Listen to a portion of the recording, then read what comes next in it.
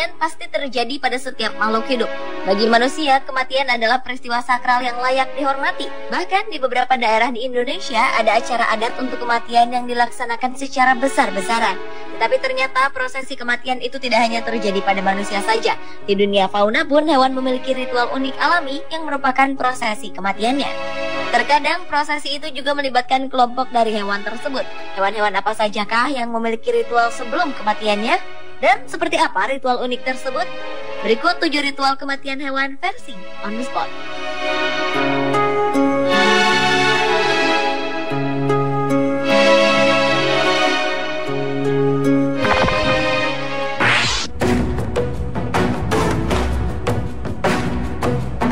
Simpanse adalah salah satu hewan yang cukup agresif, terutama simpanse betina.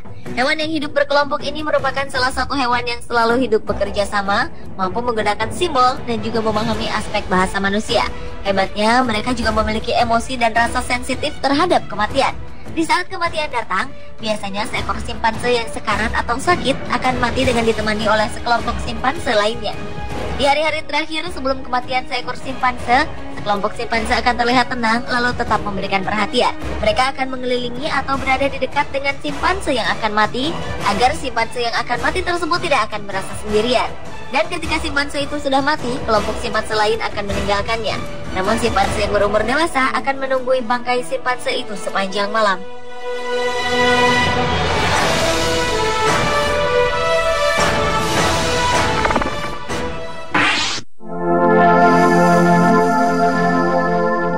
Selanjutnya adalah kematian yang dapat dikatakan cukup dramatis yang dilakukan burung Raja Wali. Burung yang tidak terbang tetapi melayang ini merupakan burung yang memiliki usia hingga berumur 70 tahun. Saat berusia 40 tahun, jika ingin berumur panjang, burung Raja Wali harus mengalami masa transformasi yang menyakitkan. Raja Wali akan terbang ke puncak yang tinggi dan membuat sarang di sana. Saat itu, ia akan mematuk-matukan paruhnya ke gunung batu hingga patah agar muncul paruh baru. Dengan paruh barunya, ia akan mencabuti kuku-kukunya satu persatu. Lalu setelah kuku-kuku baru tumbuh kembali, ia mencabuti bulu-bulu sayapnya hingga rontok semua agar tumbuh bulu baru. Selain ritual agar berumur panjang, ritual kematiannya pun tak kalah dramatis. Saat mendekati kematiannya, Raja Wali akan terbang sendirian ke puncak gunung tertinggi. Di sanalah ia menunggu ajalnya dengan menutup tubuhnya menggunakan kedua sayapnya.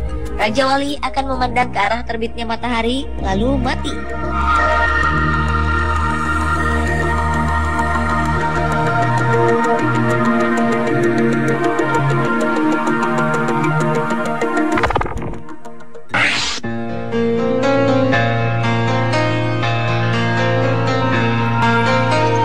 Berikutnya ritual kematian ikan oarfish atau yang dikenal dengan nama ribbon fish.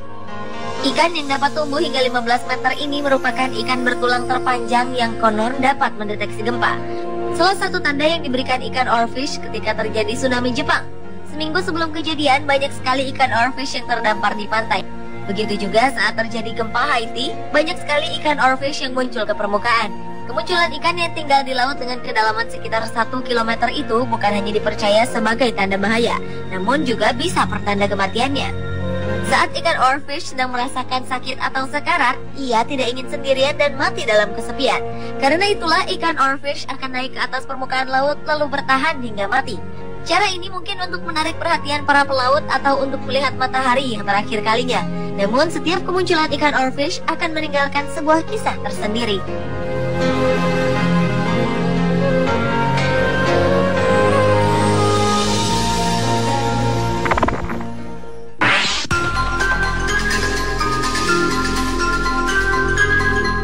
Lumba-lumba adalah mamalia laut yang sangat cerdas yang memiliki sebuah sistem yang digunakan untuk berkomunikasi yang disebut sonar. Hewan yang memiliki kekerabatan sangat erat ini selalu memanggil anaknya dengan siulan khusus untuk bisa mereka kenali. Keunikan lain dari hewan yang kulitnya menjadi inspirasi bagi pakaian perenang profesional ini adalah saat menjelang kematiannya. Seekor lumba-lumba ternyata juga memiliki kesadaran ketika menghadapi kematian. Setelah mati, biasanya bangkai mereka akan terapung-apung di laut. Dan ketika mengetahui ada seekor lumba-lumba yang mati, kelompok lumba-lumba yang lain akan menunjukkan rasa dukanya. Mereka akan menggendong atau membawa bangkai lumba-lumba tersebut atau akan mengelilingi tubuh si lumba-lumba mati itu selama berhari-hari.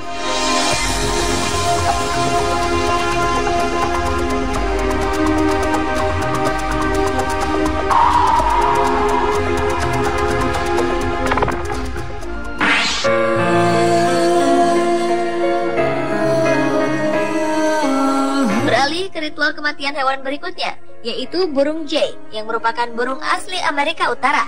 Burung ini memiliki keunikan tersendiri untuk mengetahui kapan ajal akan menjemput. Burung jay yang akan mati itu akan berkicau seperti memberitahu bahwa kematian akan datang. Suara dari kicauannya tersebut akan memanggil teman-teman lainnya untuk mendatangi lokasi di mana burung jay itu mati. Sekelompok burung itu pun akan berkumpul seperti menghadiri sebuah acara pemakaman di depan bangkai burung yang mati itu, lalu mereka akan mengeluarkan suara khasnya. Beberapa peneliti beranggapan upacara pemakaman yang dilakukan oleh burung jay merupakan sinyal atau alarm bahwa di mana bangkai burung yang ditemukan itu merupakan daerah berbahaya.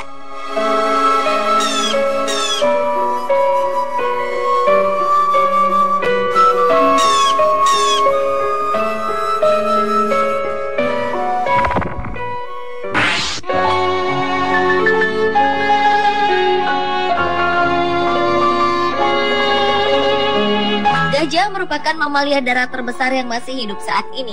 Hewan yang selalu hidup berkelompok itu memiliki masa hidup normal selama 60 hingga 80 tahun. Namun ternyata gajah memiliki ritual menjelang ajalnya. Seakan-akan ia tahu bahwa waktu hidupnya akan segera berakhir. Jika kematiannya ia rasa sudah dekat, gajah akan pergi sendirian ke suatu tempat dan menunggu malaikat maut menjemputnya di sana. Tempat inilah yang kabarnya merupakan kuburan gajah, karena banyak sekali gading gajah yang sudah mati. Bukan hanya itu saja, sekelompok gajah juga akan mengetahui jika seekor gajah sudah mendekati ajal. Secara bersama-sama mereka akan membawa makanan dan minuman agar gajah tersebut dapat berdiri kembali. Tetapi jika gajah itu akhirnya mati, kelompok gajah ini akan menggali kuburan lalu menutupi gajah yang mati tersebut dengan kotoran dan cabang. Kemudian akan menemani bangkai gajah yang mati itu selama beberapa hari.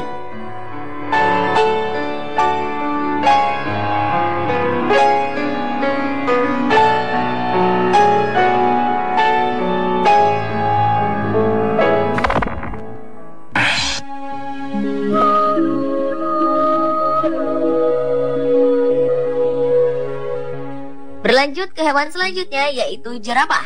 Hewan yang memiliki tinggi 5-6 meter ini selalu membagi tugas dalam kelompoknya untuk mengawasi keadaan sekitar demi menghindari pemangsa, karena para pemangsa dapat mempercepat kematiannya. Di saat jerapah akan mati, biasanya anggota kelompoknya akan tahu dan berusaha untuk mendekatinya. Saat kematian datang, tubuh jerapah itu akan melemah seperti pingsan dan tidak sanggup lagi berdiri, kemudian secara perlahan-lahan akan mati. Kematian seekor jerapah akan menimbulkan duka yang mendalam di kelompoknya. Mereka seperti tidak ingin dipisahkan. Bahkan kelompok jerapah seolah-olah memiliki ritual salam perpisahan saat ada temannya yang mati.